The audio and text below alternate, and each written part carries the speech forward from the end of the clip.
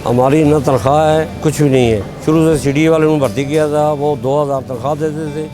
उसके बाद वो ख़त्म हो गया, वो चला गया दारा। उसके बाद हमें 5 रुपये को 10 रुपये कमीशन देते हैं। और उसके बाद कोई ऑर्डर लग गया तो बल्ले बल्ले, ना लगा तो बस फिर फारग ही बैठेंगे। मेरा नाम फजल रहमान है। मैं 22 साल से यहाँ काम कर रहा हूँ। मेरी उम्र 72 साल है। और जब से सीडीए वाले स्टार्ट हुई है, ये फूड पार्क बनी है, उस वक्त का मैं आया हूँ। हम सीडीए में हम आए थे, बड़ी तवक्को करके आए थे कि हमें ये एक महकमा है, पक्का है, हमारी आखिरत ठीक हो जाएगी। उसके बाद वो साइड पे करके अब चले गए, हम तो वहाँ के गाँव पड़े हुए। हमारे 2-2, 3-3 टेबल हैं, अपने रेस्टोरेंट ने तकसीम किए हुए हैं। उसके बाद अगर हम कोशिश करते हैं ऑर्डर हमारे पास बैठे, हमें भी 5-10 रुपये मालिक को भी हो जाए।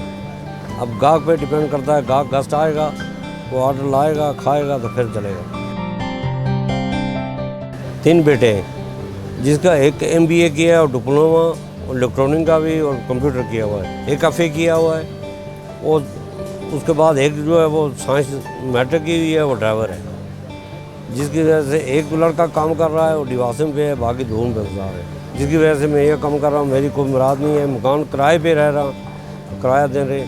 अब खाना पीना महंगाई के दौर में क्या कर सकते हैं, हमारे बस में नहीं है। अब मैं किसी का डाका तो नहीं मार सकता।